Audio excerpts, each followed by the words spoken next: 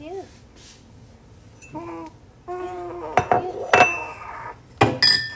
Jeez, Mommy made some noise, huh? Grunty, grunty. What is it? Lay your head down. It's okay. Here, I'll get this out of your way. Yeah. What? Yeah.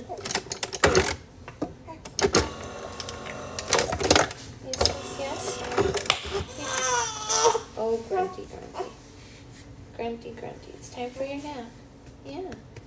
Yeah. Yeah, it's time for a nappy nap.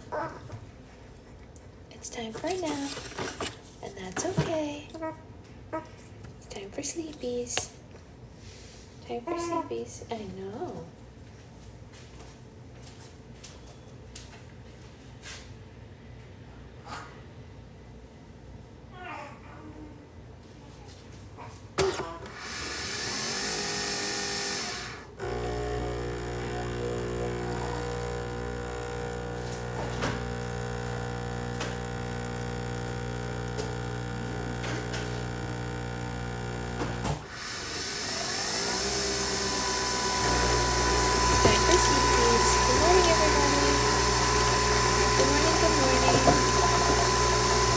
How's everyone? Good morning.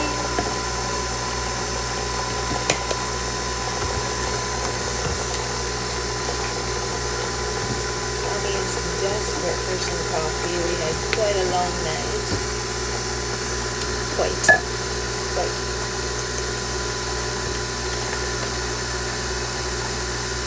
You know, in the early days, when I would see that a comment was filtered, I was like, oh man, someone's being mean so early in the morning. But then I learned that no one's being mean at all, and that TikTok just filters ridiculous things, usually by people that I want to hear from. Right? Yeah. Usually it's someone that I know and that I care to hear from, and TikTok's like, nah, we're not going to show you their perfectly normal and reasonable comment. Right? Yeah, no, she's not upset. She just, she's learned how to fight sleep. She didn't know how to fight sleep before. She's just learned how to fight sleep. She's in that, like, very early 4-week fussy phase, well, 4 to 6 week fussy phase. She's 5 weeks now. She sleeps pretty well, actually. She's just a really noisy sleeper, too. Yeah, it's a little bit of a sleep regression. Not too bad, you know. Like, she's been sleeping in 2 to 3 hour stretches, so it's not awful. But last night she just had a little bit of trouble falling asleep, you know. Yeah, trouble falling asleep. And that's okay, we love her anyway. She'll get there. I know it. I just have to be patient. But it doesn't mean I don't want my coffee as a result, you know? Right? Time for nap. Time for nap. You're gonna want this nap, trust me. I know, it is hard, Amanda, it is. And poor Daddy, he's sleeping right now because he has work shortly. Grandma's coming today to hang out with us tonight because she has cataract surgery today. I was trying to send you something on Insta. On my slime Instagram, I'm not going to lie, I'm so bad at checking the DMs on there. Definitely the best thing to do if you want to send me something is either email me or message me on Patreon. I get so much spam on my Instagram accounts that I hardly ever check those DMs because it's hard to find the non-spam stuff. Yeah. It's hard to find it, so we don't take as much time. I know.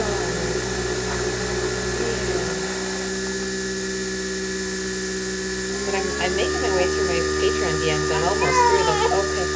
What is it? What's the matter, my angel? What is it? Is it that you don't want coffee? Well, the good news is you don't have to drink it firsthand. You only get coffee secondhand. Yeah. It is a cute onesie. It was a present from Tressa, actually. Thank you, Marianne. Oh, it's okay. Yeah, it's okay. You're okay. It's not that I don't know that that's you, Roxy. It's just that there's so many DMs. It would take me so long to search through them.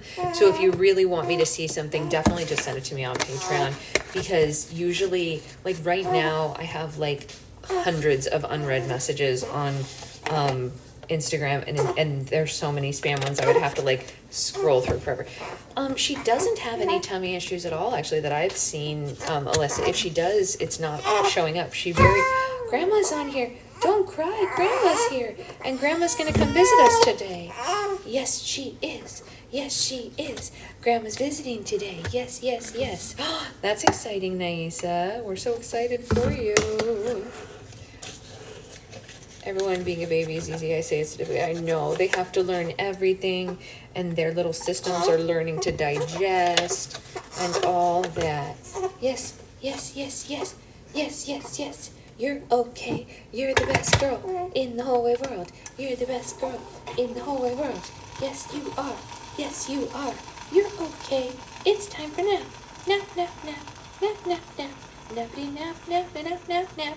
Napalodian. Nap is nap. What do you think of my song? She looks unimpressed with my song, which I think is rude. I think, here, and you can tell me if you think differently, I think that if someone, Mommy, is kind enough to write you a song, nap, nap, nap, that you should appreciate it and be a good audience member and at least clap. At least clap for me, right? A little princess needs a nap so we can read. Exactly.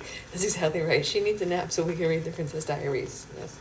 But truly, be a better audience member and clap for your mommy when she deigns to write you a song. Am I right, folks? Like, a little appreciation for the tune.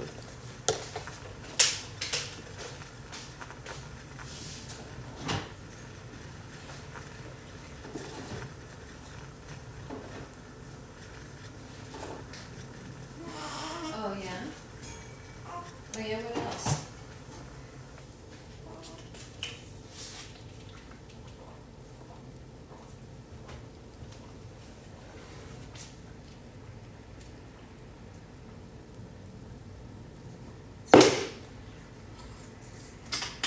That was loud, huh?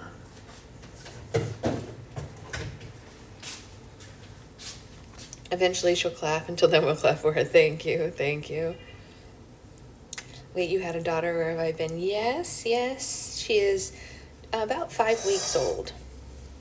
About 5 weeks old, yeah. She's still little, but she's getting big fast. Oh man, look at that. Beautiful. Look at this coffee. That is ultimate perfection. I needed it, I tell you what.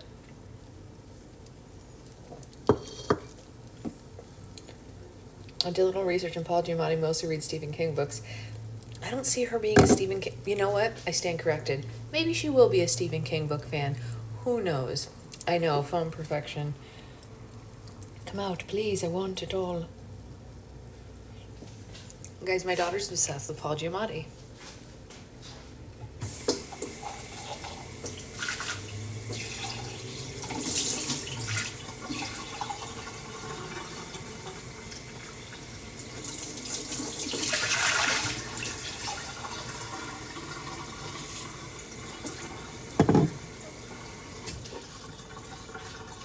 Someone is a Paul Giamatti fan. What mess press do you have? I don't know what that means. What's a mess press? Is that something I'm supposed to have? A mess press? Is that an espresso? Oh, an espresso. Virtuo Plus. Hey Liz, how does it feel? Ugh, not good. It didn't look good, I'm not gonna lie. It did not look great. Liz hurt her finger this morning, you guys, working out, because she's one of those cool people who actually works out. Something I haven't done in many months. And she hurt her finger. So maybe that's a sign that you shouldn't do it. I'm just kidding, you should. It makes you feel good. I know that you particularly feel great from it, except this time. This is the one time that you did not feel good doing it. Okay. It did not look like a good feeling finger. Oh my gosh, Anna, I'm so sorry. Thank you for the congratulations, but you have my condolences. I'm really sorry about that. All right, we can do this. Mommy is sitting down carefully. Mommy is going to put the phone on the tripod carefully. Look at Mommy being resourceful. Look at that cute ear, being the cutest ear. Yes, you have the cutest ears. Yes, you do. You have the cutest little ears. Yes, you do. Okay, a few more. Really? Tell me more about that. Big yawn. Big yawn. I'll say it once and I'll say it 1,000 times. If you have a big yawn and someone doesn't say big yawn, did you even yawn? Probably not. Okay. Okay, let's rock a little bit first. What about that? Should we rock a little bit first because that makes us feel better? And then we'll read the Princess Diaries after we rock? Yeah? Yeah? Can Mommy read the Princess Diaries while we rock? Thoughts? Hopes? Dreams? What do you think? Do you think we can do that? What do you think? She seems content with that choice. Okay, good. We're all on the same page here. We can read. This will definitely be a tonal shift. It's true. This is a tonal shift. You know what's really interesting, you guys? Not without squeals, of course not. My aunt, who is, by the by, 80 years old. You guys would love my aunt, by the way. I should introduce you guys to my aunt sometimes because you would absolutely adore her. But my aunt, who is 80 years old, saw a video of me reading the introduction to Once and Future Witches, and she immediately put it on hold for the library, and she asked me about it yesterday. Yeah, the side angle's great, right? Because you can't see, you only just see like her little ear, but she gets to have her little face out for Mommy, which is nice. Only I can see her face, which is perfect, right? You have a perfect face. Yes, you do. You're like a half and half of Mommy and Daddy. That's right. You got a little bit of Daddy and a little bit of Mommy. Unlike your cousin Zoe, who is all her Mommy. She didn't get any of her Daddy involved in that face. No. Zoe is all Aunt Catherine. You're half and half. She is 5 weeks, Jazzy. She's 5 weeks. So my aunt, who is 80 years old, is now going to read the Once and Future Witches. You guys would also love my aunt because she's like the quintessential, like, okay, so you know how a lot of boomers, sorry to say, are the types of people who got to take advantage of a lot of things and then just like threw the advantages away for the rest of us. My aunt is not those people. My aunt is like, fight for this little one to still have those great advantages. She's basically what I'm saying, she's on our side. Yeah, she does not resist change at all. She is gung-ho. She's also 80 years old and she still like hikes in her neighborhood and takes Tai Chi classes and cool stuff. She's super cool. You guys would love her. Anyway, the moral of this story is she's reading the Once and Future Witches. Or she's going to shortly. She told me yesterday she put it on hold at the library. So it was very exciting for her. Yeah, it's exciting for Aunt Phil, huh? It's exciting for Aunt Phil. Yeah. You're so awake. ¿Por qué awake? Do you know how to say wake up in Italian? Svegliare. Yeah. To wake up. Will you wake up? Svegliarci. You should sleep. Dormire. Okay. So, let's go ahead and read the Princess Diaries. For those who did not know, we are on volume 4 of the Princess Diaries. I know, more and more awake stretches. I know. Go to sleep, sweet girl. This is your sleepy time. Yeah. Princess Diaries 4 is called The Princess in Waiting, and she is in Genovia, as we remember from, you know, the end of the last book. She got sent to Genovia to go be presented to the people, etc., and so on. So here we go. Oh, what did I do? Sorry. Saturday, January 3rd, Royal Daily Schedule. 8 a.m. to 9 a.m. Breakfast with Genovian Olympic Equestrian Team. I really have nothing against horsey people because like horses are totally cool, but what does the palace kitchen staff have against ketchup anyway? Seriously, ever since I gave up on the no dairy/egg thing on account of I can't live without cheese, and McDonald's has started treating the hens that lay their eggs for the Egg McMuffins humanely, I like nothing better than an egg and cheese omelet for breakfast. But how can I enjoy my egg and cheese omelet without ketchup? When I come back to Genovian next time, I'm fully bringing a bottle of Heinz with me. 9:30 a.m. to noon. Dedicate new modern wing of Genovian Royal Museum of Art. Hello, I paint better than some of these dudes and I'm completely talentless. At least they put one of my mom's paintings in here, portrait of the artist's daughter at age 5 refusing to eat hot dogs. So like, that's okay, I guess. 12:30 p.m. to 2 p.m. Lunch with Genovian ambassador to Japan. Domo arigato. 2:30 p.m. to 4:30 p.m. Sit in on meeting of Genovian Parliament. Again? Spent entire session thinking about Michael. When Michael smiles, sometimes one corner of his mouth goes up a little higher than the other. And also, just so you know, he has extremely nice lips. Also, very nice dark eyes. Eyes that can see into the depths of my soul. I miss him so much. This sucks. I should call Amnesty International. It's cruel and unusual punishment to keep me from the man that I love for so long. 5 p.m. to 6 p.m. Tea with the Genovian Historical Society. Actually, they have a lot of interesting things to say about some of my relatives. It's too bad that Prince Rene was in Monte Carlo buying a new polo pony. He might have...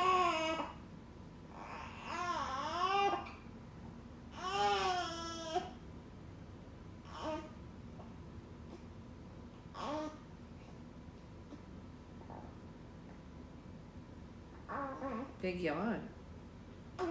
Yeah. Yeah. Okay. It's nap time. She's just a very noisy sleeper, Amanda. And I read that often, yeah. Yeah. Oh, good. I read that often if they make noise in their sleep like that, it's a transition between sleep cycles, like between light sleep and deep sleep, back and forth like that.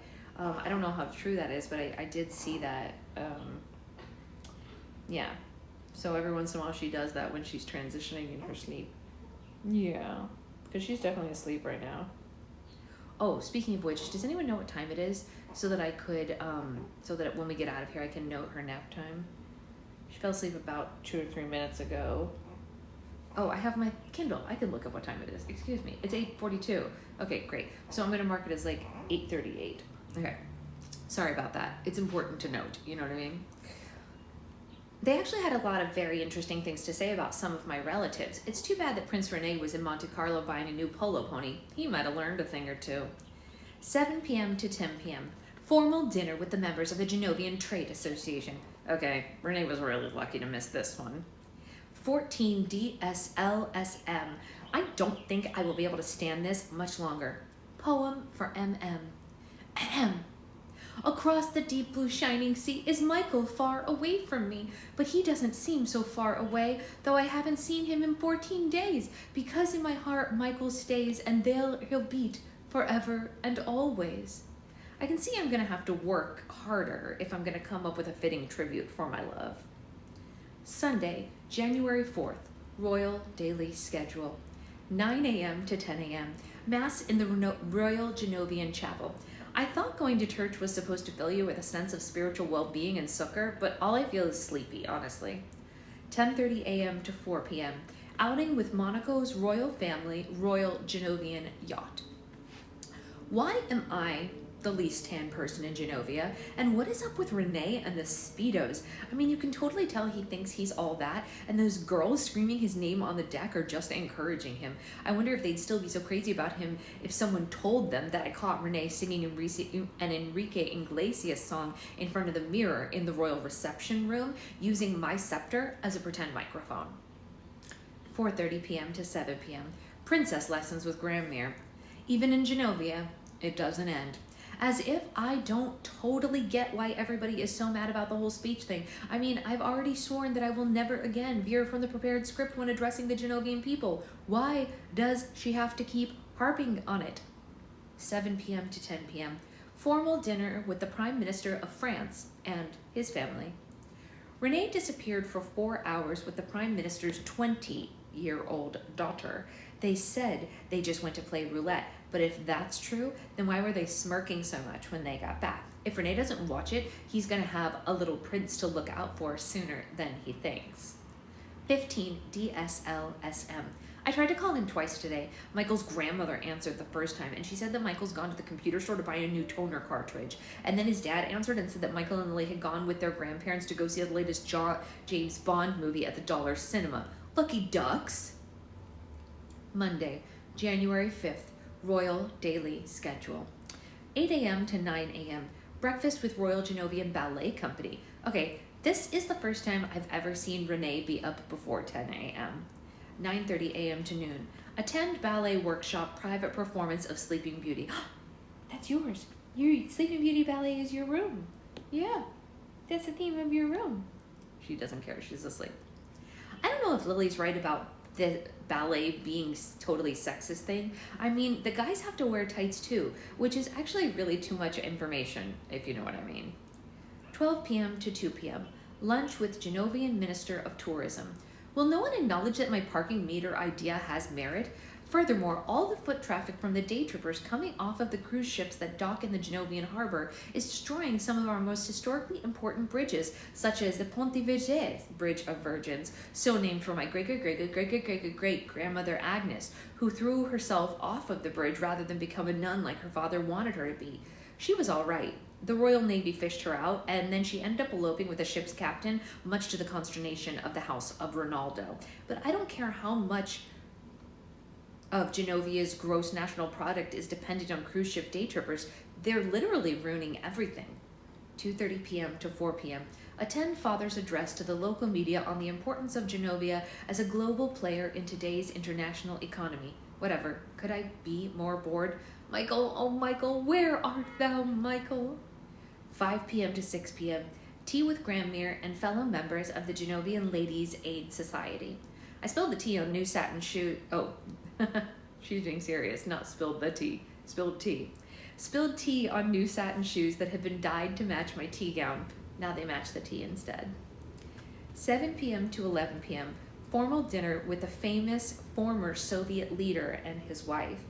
Renee, AWOL through most of dinner, was found after dessert cavorting through the palace fountain with the prima ballerina from the Royal Genovian Ballet. Dad, be upset, tried to soothe his frazzled nerves by making small talk with his date, Miss Czech Republic, so that she would feel welcome to the family, should the occasion arise for her. 16 DSLSM. If this goes on much longer, I will probably develop anaphasia like that girl in Firestarter and start thinking that my dad is a hat. Aw, that's so cute. Hello to you and your grandson. That's so sweet. Hi, sweetheart. Well, this is a great book to be here for because it's all nice stuff. Tuesday, January 6th, Royal Quarters of the Dowager Princess. He called me, except that I wasn't here, as usual. I was at the Royal Genovian Opera House watching the stupid La Boheme, which I was actually enjoying until all of the characters died. He left a message with the palace operator, though. The message just said, hi. Hi? Michael said, hi? I tried to call him back, of course, the minute that I got to a phone, but the Moskowitzes were at the Le Crab Shack enjoying the senior citizens early bird discount, except Dr. Moskowitz, Mrs., who had to stay back at the condo due to one of her patients needing emergency counseling. This is a shopaholic who was having a relapse due to the post-holiday sales. Anyway, Dr. Moskowitz said that she would be sure to give Michael the message that I'd called him back. The message was hi. Well, I wanted to say something more romantic than hi, but it's really hard to say the word love to your boyfriend's mom, it turns out. Yeah, La Boheme is a little bit of a bummer. Mia's right, and you're right, Jen. Oh my God, Grandmare's yelling at me again. She's been lecturing me all day about the stupid ball that's coming up, my farewell for now ball, the one that they're holding the night before I leave to go back to America and go back to my love. The thing is, Prince William is going to be at the ball because he's going to be in Genovia anyway for the charity polo match that my dad and Renee are playing in. And anyway, Grandmare's all worried that I'm going to make some kind of social gaffe in front of Prince Will's that I will make that the same kind of social gaffe that I made during my televised introduction to the Genovian people. Like, I'm really gonna stand there and talk about parking meters with Prince William? No, but like, whatever. What was the voice that I gave? Oh my gosh, we haven't read this one in so long, I forgot the voice I gave Granmere. All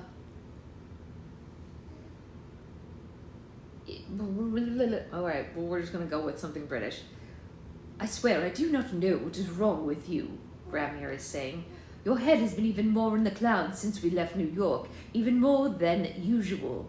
She's narrowing her eyes at me. That's always a very scary thing, because Granmere had black coal tattooed all around her lids so that she could spend her mornings shaving off her eyebrows and drawing on new ones rather than messing around with mascara and eyeliner.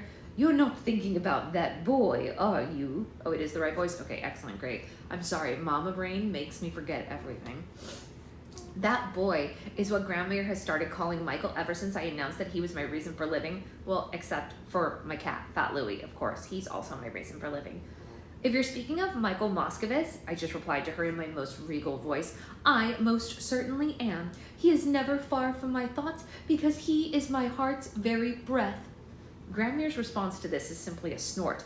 Oh, puppy love, she says. You'll get over it soon enough. I beg your pardon, Granmere, but I so fully will not get over it. I have loved Michael for approximately 8 years, except perhaps for a brief 2-week period of time when I thought that I was in love with Josh Richter. 8 years is more than half my life. A deep and abiding passion such as this cannot be dismissed as easily as that, nor can it be defined by your pedestrian grasp of human emotion. Okay, I didn't say that, I was just thinking it. I never said it out loud, on account of how Granmere has those really sharp nails and she tends to accidentally poke people with them. Except that even though Michael really is my reason for living and my heart's breath, I don't think I'll be decorating my algebra notebook with hearts and flowers and curly Q. Mrs. Michael Moscovitz is all over it the way that Lana Weinberger decorates hers, only she decorates it with Mrs. Josh Richter, of course, not Mrs. Michael Moscovitz. Not only because doing stuff like that is so totally and completely lame, but because I don't care to have my identity subjugated by taking my husband's name, but also because as a consort to the Regent of Genovia, Michael will have to take my name, not Thermopolis, but Ronaldo, Michael Ronaldo. That looks kind of nice now that I think about it. 13 more days until I see the lights of New York and Michael's dark brown eyes again. Please, God, let me just live that long. HRH, Michael Ronaldo, M. Ronaldo, Prince Consort, Michael Moscovitz, Ronaldo of Genovia. 17 days since I last saw Michael. Wednesday, January 7th. Royal Daily Schedule. All I have to say about today is that if these people want their infrastructure to be destroyed by gas-guzzling sports utility vehicles driven by German tourists, that's entirely their prerogative. Who am I to try to stand in their way? Oh, sorry, right, I'm just their princess. 18 DSLSM. Thursday, January 8th, Royal Daily Schedule. 8 a.m. to 9 a.m. Breakfast with the ambassador to Spain. Still no ketchup. 8:30 a.m. to noon. Final touch-ups to royal portrait. I'm not allowed to see the final product until the unveiling at the farewell ball. Hope artist did not include the large zit that has been sprouting on my chin. That could be kind of embarrassing. 12 p.m. to 2 p.m. Lunch with Genovian Minister of Finance.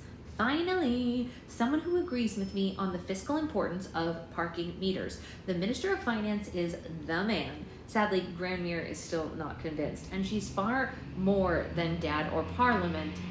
And she, far more than Dad or Parliament, is the one with the most influence over the public opinion. 2:30 p.m. to 4 p.m. More coaching on what is okay versus what is not okay to see to Prince William when I meet him. Example, I can say, I'm very pleased to make your acquaintance. That's okay to say. Has anyone ever told you that you look a little bit like Heath Ledger? Not okay to say. Renee strolled in by the middle of my coaching session on his way to the palace weight room and suggested that I ask Will what really happened between him and Britney Spears. And Granmere says that if I do ask him that, she'll leave Romel in my care next time she goes to Baden-Baden to get a face peel. Ew. To be taking care of both Romel and that face peel. Wait, what did I miss? Oh, ew, to both taking care of Romel and to the face peel. And also to Renee too, for that matter. He does not look like Heath Ledger one bit. But maybe he did a little bit when he was younger? No, I don't think he did. 7 p.m. to 11 p.m. Formal dinner with the largest import-exporter of Genovian olive oil. Whatever, it happened. 19 DSL SM. Mommy needs a sip of coffee. Yes, she does. Mommy needs some coffee.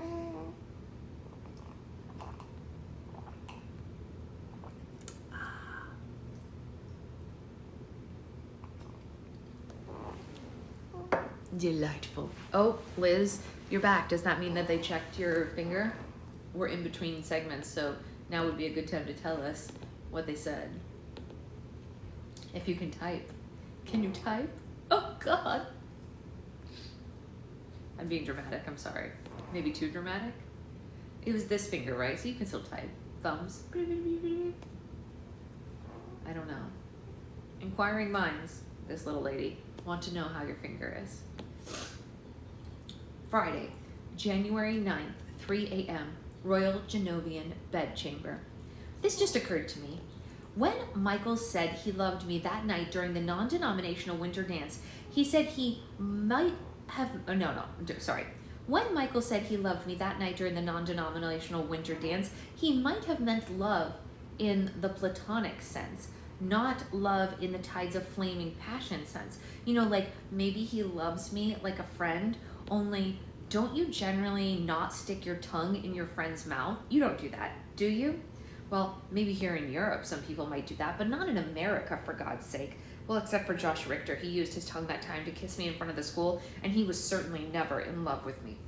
This is very upsetting. Seriously, I realize it's the middle of the night and I should at least be trying to get sleep since tomorrow I have to cut the ribbon at the new Royal Genovian Foundling Home. But how can I sleep when my boyfriend could be in Florida loving me as a friend and possibly this very minute actually falling in love with Kate Bosworth? I mean, unlike me, Kate is actually good at something, surfing, and Kate belongs in gifted and talented, not me. Why am I so stupid? Why didn't I demand that Michael specify when he said that he loved me? Why didn't I go, love me how? Like a friend or like a life partner? I'm an idiot. I am such an idiot. I'm never going to be able to sleep now. I mean, how can I sleep knowing that the man I love can conceivably think of me only as a friend that he likes to French kiss? There's just one thing that I can do. I have to call the only person I know who might be able to help me, and it's okay to call her because number one, it's only 7 o'clock where she is, and number two, she got her own cell phone for Christmas, and so even though right now she's skiing in Aspen, I can still reach her even if she's on the ski lift or whatever like that. Thank God I have my own phone in my room, even though I do have to dial 9 to get out of the palace. 20 DSLSM. I'm waiting for the doctor. Apparently there's a laceration next door. Oh, you got out because you got kicked off TikTok. I thought you went out and in because they came to fix it. The nurse looked at it and winced. That's the extent of the examination so far. Ooh, not good. Hey, Isabella. All right, who are we going to call? I do not know. Friday, January 9th, 3:05 a.m., Royal Genovian Bedchamber. Oh, it's Tina. Tina answered on the very first ring. She totally wasn't even on a ski lift. She sprained her ankle on a slope yesterday. Oh, thank you, God, for causing Tina to sprain her ankle so that she could be there for me in my hour of need. And it's okay, because she says it only hurts when she moves, so that's fine. Tina was in her room at the ski lodge watching a Lifetime movie channel flick when I called. It was Co-Ed Call Girl, which Tori Spelling portrays a young woman struggling to pay for her college education, and she uses money earned working as an escort. Apparently it's based on a true story. Anyway, at first it was very difficult to get Tina to focus on the situation at hand.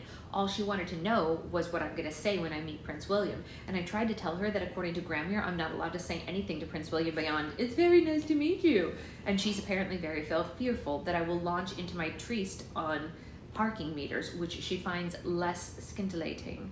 Besides, what does it even matter what I say to him? My heart belongs to another. This response was extremely dissatisfying to Tina. Well, the least you can do, she said, is get his email address for me. I mean, not everyone is in as an emotionally satisfying romantic relationship as you are, Mia.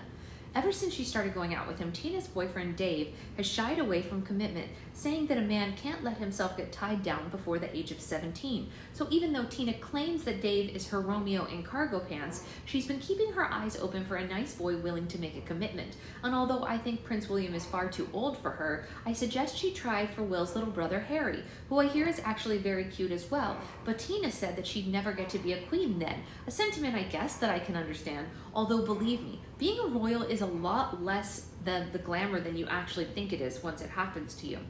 Okay, I said, I'll do my best to get Prince William's email address for you, whatever, but I do have another thing on my mind, Tina. Like, for instance, there's the distinct possibility that Michael only likes me as a friend. What? Tina was shocked. But I thought you said he used the L word the night of the non-denominational winter dance. Yeah, he did, I said. Only he didn't say he was in love with me. He just said he loved me. Fortunately, I didn't have to explain any further. Tina's read enough romance novels to know exactly what I was getting at. Guys don't say the word love unless they mean it, Mia, she said. I know. Dave has never used it with me at all. There was a throb of pain in her voice. Yeah, I know, I said sympathetically. But the question is, how did Michael mean it? I mean, Tina, I heard him say he loves his dog, but he's not in love with his dog. Oh, I guess I can see what you mean, Tina said, although she did sound kind of doubtful. So what are you going to do about it? Well, that's why I called you, I said. I mean, do you think that I should just ask him? Tina let out a cry of pain, although I think it was because she jiggled her sprained ankle, but really it was because she was so horrified at what I asked. Yeah, you're horrified too? Yeah. Of course you can't just ask him, she cried. You can't put him on the spot like that. You've got to be more subtle. Remember, he's Michael, which of course makes him vastly superior to most guys, but honestly, Mia, he's still a guy. I hadn't thought of this. I hadn't thought of a lot of things, apparently. I couldn't believe that I had just been going on in this sea of bliss, happy to know that Michael even liked me, and the whole time he could have just been falling in love with some other more intellectually or more athletically gifted girl. Well, I said, maybe I should just be like, do you like me as a friend or do you like me as a girlfriend? Every time I see this sling, I know, oh, it's a great sling, Lola. I love this sling. Mia, Tina said, I really do not think that you should ask Michael point blank like that. He might run away in fear, like a startled fawn. Boys have a tendency to do that, you know. They aren't like us, and they don't like to talk about their feelings. It's just so sad to get any kind of trustworthy advice about men. I have to call someone 8,000 miles away to get it. Thank God for Tina Hakim Baba. That's all I have to say. So what do you think I should do? I asked her. Well, yeah. Well, it's going to be hard for you to do anything, Tina said. I mean, until you get back here, the only way to tell a boy what you're feeling, tell what a boy is feeling about you is to look into his eyes. You'll never get anything out of him over the phone. Boys are no good at talking on the phone. Oh, really, Susan? You're sending... I know some babies don't like to be warned. She actually genuinely does. She usually will fall asleep within like 2 to 3 minutes if I put her on this thing. Sometimes it takes up to 5 minutes, but any kind of carrier I have like this, she'll just fall asleep. You want to borrow her and hold her? Come on over, Amanda. You can hold her while I make slime. Yeah. Is Grandma gonna hold you today while I make slime? Yeah. We're still sleeping. Boys are no good at talking on the phone. Well, this was certainly true, if my ex-boyfriend Kenny had been any sort of indication about that. I know, Tina said, sounding like she's just got... Oh, I know, Tina said, sounding like she just got a good idea. Why don't you ask Lily? I don't know, I said. I feel kind of funny dragging her into something that's between Michael and me. The truth is, Lily and I still hadn't even really talked about me liking her brother and her brother liking me back. I always thought that she would be kind of mad about it, but it turned out that she actually kind of helped us get together by telling Michael that I was the one who'd been sending him those anonymous love letters. You should just ask her, Tina said. Okay, but it's really late over there, I said. Late? What do you mean? It's only like 9 o'clock in Florida. Yeah, that's what time Lily and Michael's grandparents go to bed. I don't want to call and wake them up, then they'll hate me forever. And they'll make things uncomfortable for me at the wedding, I thought. I didn't say that part out loud though, although probably I could have, because Tina would understand. Oh, they won't care if you wake them up, Mia.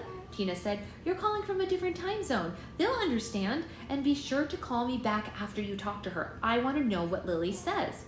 I have to admit, as I dialed, my fingers were shaking, not so much because I was afraid of waking up Mr. and Mrs. Moskowitz and having them hate me forever, but because there was going to be a chance that Michael might answer the phone. What was I going to do if he did? What would I say? I had no idea. The only thing that I knew for sure was what I was not going to say, and that was, do you like me as a friend or do you like me as a girlfriend? Specifically because Tina had told me not to say that. But Lily answered on the first ring. Our conversation went like this. Whoa, it's you. Hi, is it too late to call? I didn't wake up your grandparents, did I? Well, yeah, kinda, but they'll get over it. So anyway, how is it? You mean Genovia? Oh, it's okay, I guess. Oh, yeah, sure, it's just okay. Being waited on hand and foot, having your every need tended to by servants, and wearing a crown all the time. The crown kind of hurts, honestly. Look, just tell me the truth, Lily. Has Michael found another girl? Another girl? What are you talking about? You know what I mean. Some Floridian girl who can surf, someone named Kate, or possibly like Anne Marie, and she's got one blue eye and one brown eye. Just tell me, Lily. I can take the truth. I swear, I can take it. First of all, Michael, for him to have met another girl, that means that he'd have to tear himself away from his laptop and actually leave this condo, which he's only done for meals and to buy more computer equipment the entire time we've been here. And he's as pasty-skinned as ever.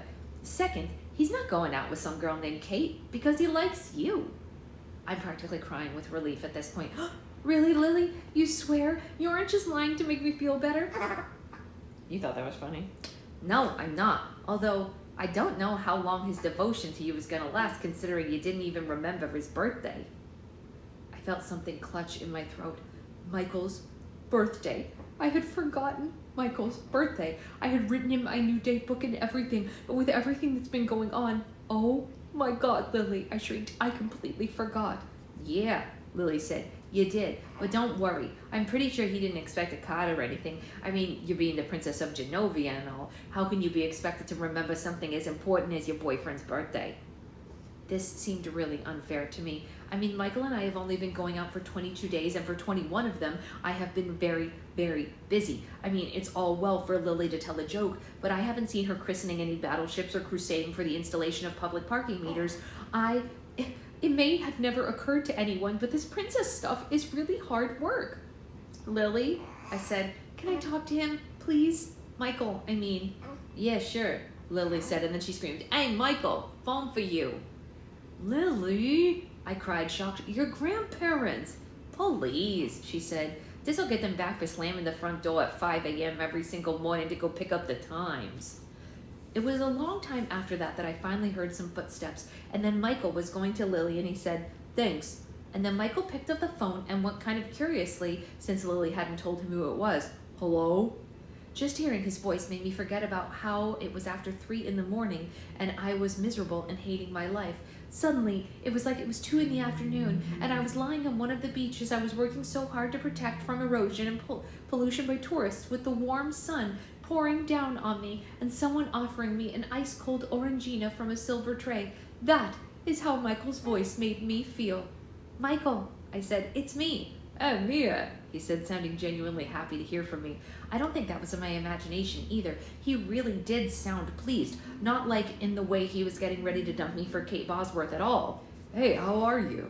I'm okay, I said, and then to get it out as soon as possible, I went, Listen, Michael, I can't believe I missed your birthday. I suck. I can't believe how much I suck. I'm the most horrible person that ever walked the face of this planet. And then Michael did a miraculous thing. He laughed. He laughed. Like missing his birthday was literally nothing. Oh, that's all right, he said. I know you're busy over there. And then there's like the whole time zone thing and all. Anyway, so how's it going? Has your grandmother let you off your case for the parking meter thing, or is she still on about it? Stretchy? Yeah? Big stretch? Big stretch? Okay. I practically melted right there in the middle of the big, royal, fancy bed, with the phone clutched to my ear and everything. I could not believe he was being so nice to me after the terrible things that I had done. It was like 20 days hadn't gone by at all. It was like we were still standing there in front of my stoop with the snow coming down, looking so white against Michael's dark hair, and Lars getting mad in the vestibule because we wouldn't stop kissing and he was cold and he wanted to go inside already. I couldn't believe that I had ever thought that Michael might fall in love with some Floridian girl with multicolored eyes and a surfboard. I mean, I still wasn't exactly sure that he was in love with me or anything like that, but I was pretty sure that he at least liked me. And right there, at 3 a.m, sitting by myself in the royal bedchamber in the Palais de Genovia, that was enough for me. So then I asked him about his birthday, and he told me how they'd gone to Red Lobster and how Lily had an allergic reaction to her shrimp cocktail, and they had to cut the meal short to go to promo care because she'd swollen up like Violet and Willy Wonka in the chocolate factory, and now she has to carry a syringe filled with adrenaline around with her in case she accidentally ingests shellfish ever again, and how Michael's parents had gotten him a new laptop when he goes to college, and how about when he goes back to New York, he's thinking about starting a band since he's having trouble finding sponsors for his webzine Crackhead on account of how he did that groundbreaking expose on how much Windows sucks and how he only uses Linux now. Apparently, a lot of Crackhead's former subscribers are frightened with the wrath of Bill Gates and his minions. I was so happy to be listening to Michael's voice that I didn't even notice what time it was or how sleepy I was getting until he went, "Hey, isn't it like 4 a.m. there?" Which by that point I didn't care because I was so happy just to be talking to him. Yes, the baby is well under 15 pounds. She's just barely over 8 pounds. Well, maybe she's closer to 9 pounds now. At her last doctor's appointment, she was just a little over 8 pounds. "Yes," I said dreamily. "Well, you better be getting to bed," Michael said, "unless you get to sleep in. But I bet you have, like, royal stuff to do tomorrow, right?" "Oh," I said.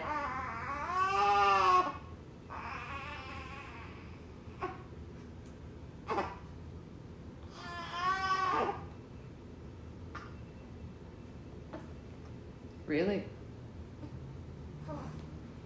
Really? Okay.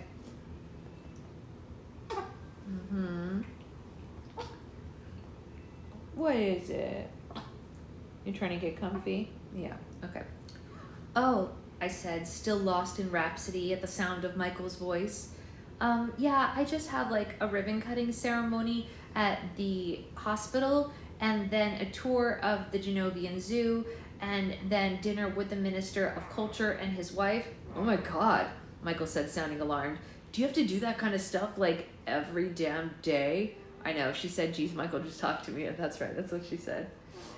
Yeah, I said, wishing that I was there with him so that I could gaze into his adorably brown eyes while hearing his adorably deep voice and thus know whether or not he loved me, since this was, according to Tina, the only way that you could tell with boys. "Mia," he said with some urgency, "you seriously better get some sleep. You have another huge day ahead of you."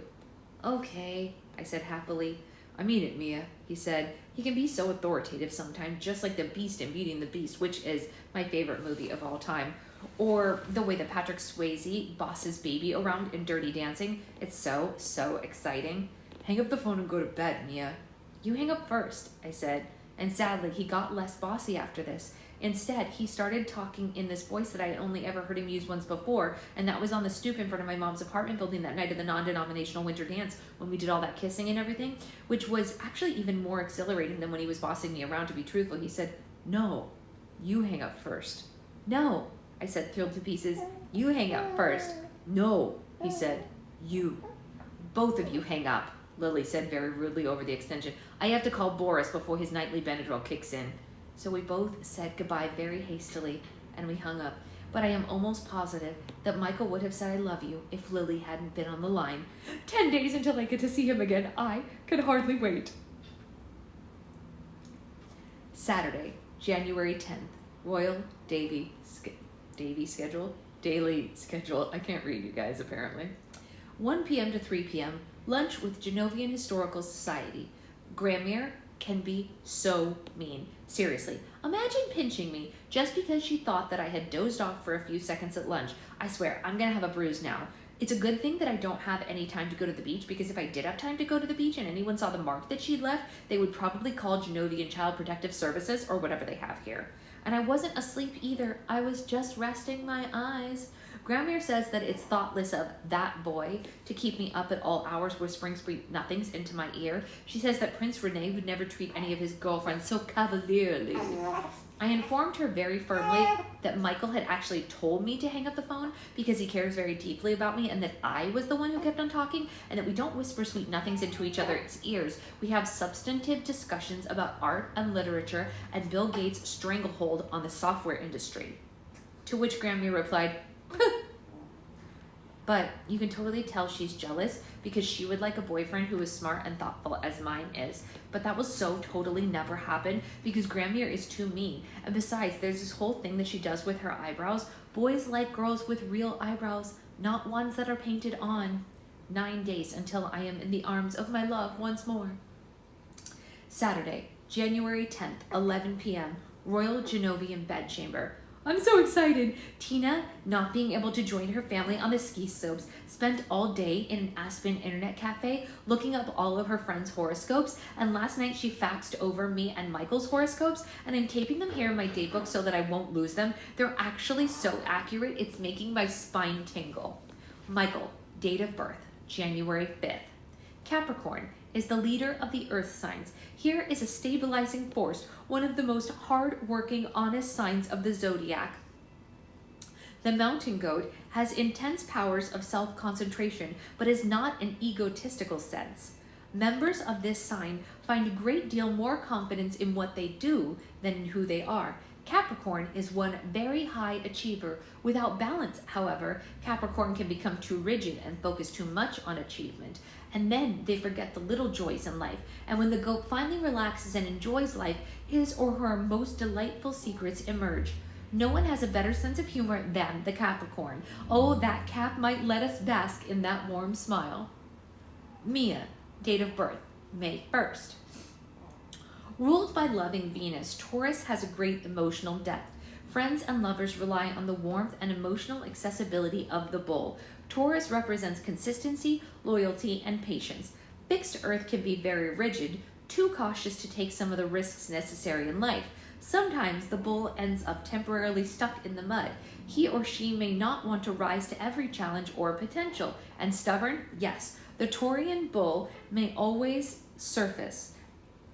This sign's yin energy can also go too far,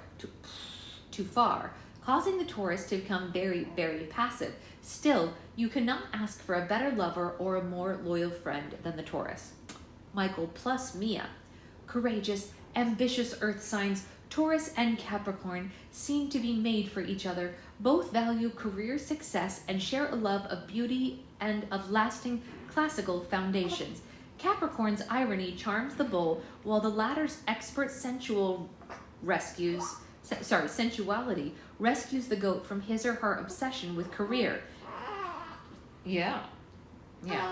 They enjoy talking together and communication is excellent. They confide in one another, one promising to never offend or betray the other. This could actually be the perfect couple. See, we're perfect for each other, but expert sensuality? Me? No, I don't think so. Still, I'm so happy. Perfect. We're perfect together. Can you get better than perfect? No.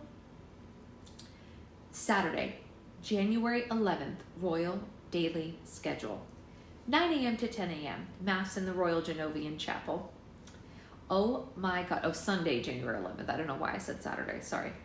Oh my God, I've only been Michael's girlfriend for 24 days and I'm already terrible at it. The girlfriend thing, I mean. I can't even figure out what to get him for his birthday. He's the love of my life.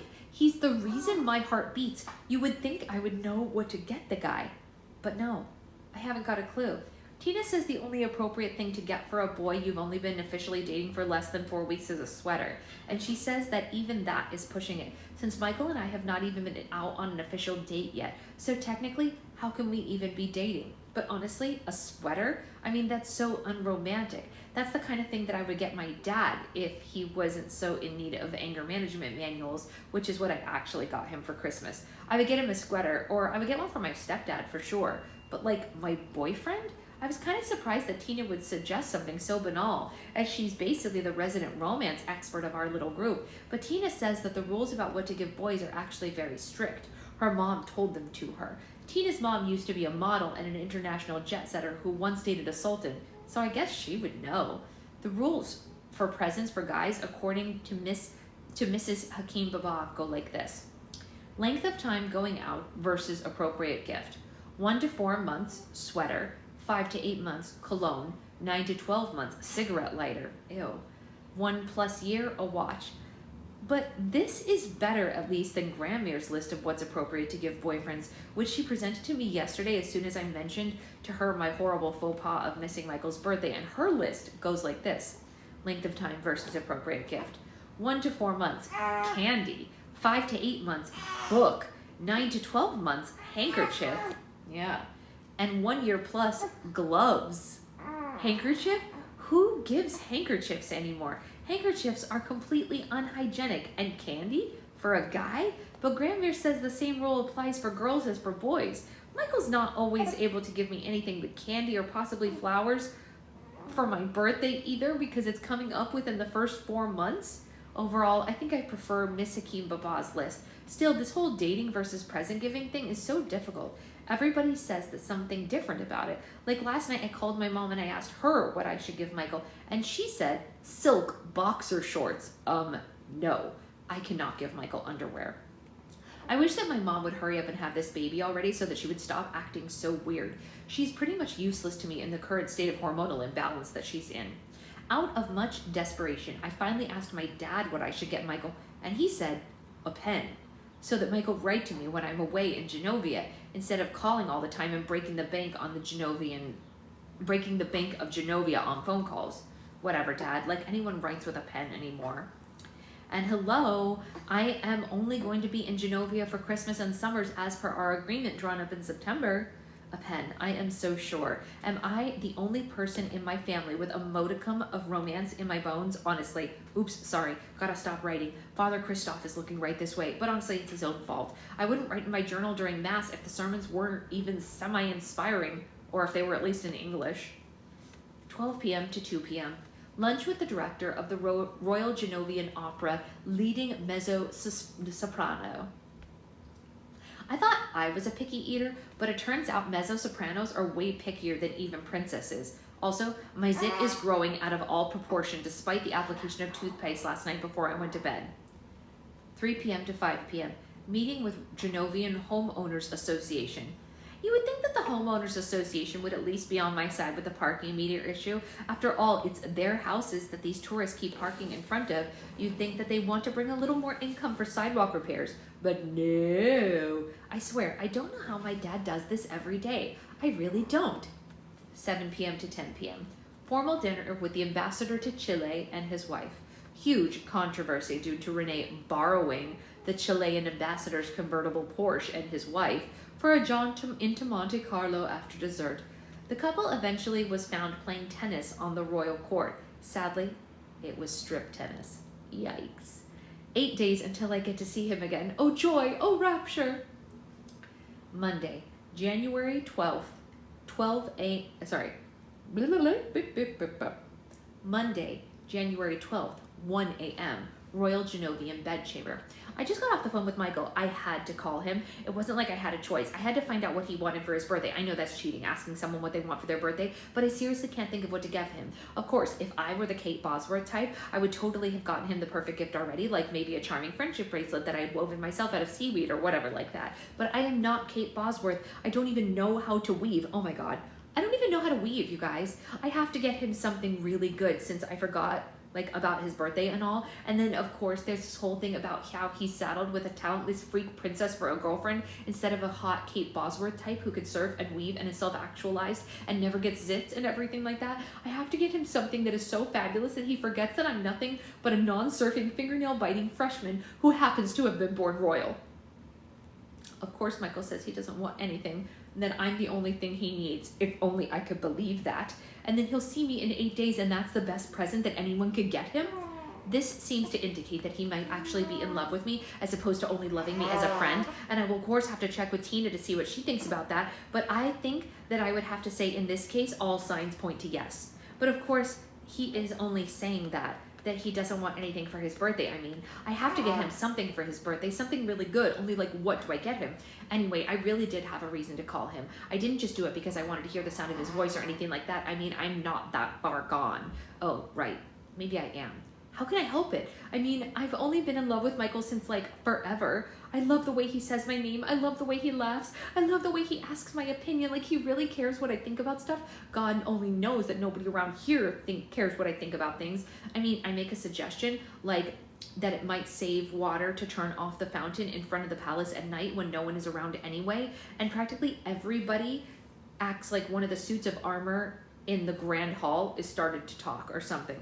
Okay, well, not my dad, but I see him less here in Genovia than I do back home, practically, because he's so caught up in parliamentary meetings and racing his yacht in regattas and hanging out with Miss Czech Republic. Anyway, I like talking to Michael. Is that so wrong? I mean, he is my boyfriend after all. If only I were worthier of him. I mean, between me not having remembered his birthday and my not being able to figure out what to get him and my not being really good at anything at all, well, the way he is, it's a wonder that he's even interested in me at all. So we're just saying goodbye after having a perfectly pleasant conversation about the Royal Genovian Olive Growers Association and Michael's band that he's trying to put together. My gosh, he's so talented. And whether or not it's off-putting to call the band Frontal Lobotomy. And I was just working up the guts to say, like, I miss you or I love you, thus leaving an opening for him to say something similar back to me. Therefore resolve the does he love me as a friend or love me dilemma once and for all. And then I heard Lily in the background demanding to talk to me. And so Michael went, get away. But Lily kept shrieking, I have to talk to her. I just remembered I have to ask her something really important. And then Michael went, don't tell her about that. And my heart skipped a beat because I thought that Lily all of a sudden remembered that Michael had been going out with a girl named Anne-Marie behind my back after all. Before I could say even another word, Lily had wrestled the phone away from him. I heard Michael grunt, I guess maybe in pain because she must have kicked him or something like that. And then she said, oh my God, I forgot to ask, did you see it? Lily, I said, since even 8,000 miles away I could feel Michael's pain. Lily had kicked hard. I know this because I had been the recipient of quite a few of her kicks over the years. I know that you're used to having me all to yourself, I said, but you're going to have to learn to share me with your brother. Now, if this means that we're going to have to set boundaries in our relationship, then I guess we're going to have to set boundaries in our relationship. But you can't just go around ripping the phone out of Michael's hands when he might have said something really important to say to me. Will you shut up about my sainted brother for a minute? Did you see it? See what? What are you even talking about? I thought that maybe somebody had tried to jump into the polar bear cage at the Central Park Zoo again or something. Oh, just the movie, Lily said, of your life. The one that was on TV the other night? Or hadn't you heard your life story was made into a movie this week? I was very surprised to hear this. I had already been warned that a TV movie about my life was in the works, but I had been assured by the palace publicity staff that the movie wouldn't show up until at least February. Huh, I guess joke's on us. Whatever. There are already 4 unauthorized biographies of me floating around out there anyway. One of them made the bestseller list for like about half a second. I read it. Honestly, it wasn't that good. But maybe that's just because I already know how it all turns out. So, I said, I was kind of mad at Lily. I mean, she booted Michael off of the phone just to tell me about some dumb movie. Hello, Lily said. Movie of your life. You were portrayed as shy and awkward. Yeah, I am shy and awkward, I reminded her. They made your grandmother all kindly and sympathetic to your plight, though, Lily said. It was the grossest mischaracterization I've ever seen since Shakespeare in Love tried to pass off the bard as a hottie with a 6-pack and a full set of teeth. That's horrible, I said. Now can I please finish talking to Michael? You didn't even ask how they portrayed me, Lily said accusingly. Your loyal best friend. All right. How did they portray you, Lily? I asked, looking at the big fancy clock at the top of the big fancy marble mantelpiece over my big fancy bedroom fireplace. And please make it quick. I've got breakfast and then a ride with the Genovian Equestrian Society in exactly 7 hours. They portrayed me as less than fully supportive of your royalness. Lily practically screamed that into the phone. They made out like after you first got that stupid haircut, I mocked you for being shallow and a trendsetter. Yeah, I said, waiting for her to get to the point of her tirade, because of course Lily hadn't been very supportive of my haircut or my royalness. Well, but it turned out Lily had already gotten to the point of her tirade. I was never unsupportive of your royalness, she shrieked into the phone, causing me to hold the receiver away from my head in order to keep my eardrums intact. I was your number one most supportive friend through this whole thing. That was so patently untrue. I thought Lily was joking, so I started to laugh. But then I realized when she greeted my laughter with stone-cold silence that she was totally and completely serious. Apparently, Lily had one of those selective memories where she can remember all the good things she did, but none of the bad things she did, kind of like a politician. Because of course, if that were true, if Lily had been so supportive of me, I never would have even become friends with Tina Hakim Baba, who I started sitting with at lunch back in October because Lily wasn't speaking to me on account of the whole princess thing. I sincerely hope, Lily said, that you're laughing in disbelief over the idea that there was anything less than a good friend to you, Mia. I know that we've had our ups and downs, but any time I was ever hard on you, it was only because I thought you weren't being true to yourself. I said, okay. I'm gonna write a letter, Lily went on, to the studio that produced that piece of libelous trash, demanding a written apology for their irresponsible screenwriting. And if they do not provide one, and I'm gonna ask that they publish a full-paid ad in Variety. I'm gonna sue them if they don't. I don't care if I have to take my case all the way to the Supreme Court. Oh, I could not verify that I was a human. Ooh. Those Hollywood types think that they can throw anything they want in front of a camera and the viewing public are just gonna lap it up. Well, that might be true for the rest of the proles, but I am gonna fight for the more honest portrayals of actual people and events. The man is not gonna keep me down. I asked Lily what man that was, thinking that she meant like the director or something like that, and she just went, the man, like I was mentally challenged or something like that. And then Michael got back on the phone and explained that the man is a figurative allusion to all authority, like the way that Freudian analysts blame everything on the mother, and blues musicians have historically blamed their woes on the man. Traditionally, Michael informed me, the man is usually white, financially successful, middle-aged, and in a position of considerable power over others. So we discussed calling Michael's band The Man, but then we dismissed it having the possible misogynistic undertones. There's 7 days until I can once again be in Michael's arms. Oh, the hours that I would fly fleetingly as winged doves. I just realized that Michael's description of The Man sounds a lot like my dad. Although I doubt that those blues musicians were talking about the Prince of Genovia. As far as I know, my dad has never even been to Memphis. Very funny. In case you all didn't know, between the last book and this one, the Princess Diaries movie came out, so that's why she alludes to that movie in this, because the movie actually did exist by the time this book came out, so that was pretty funny.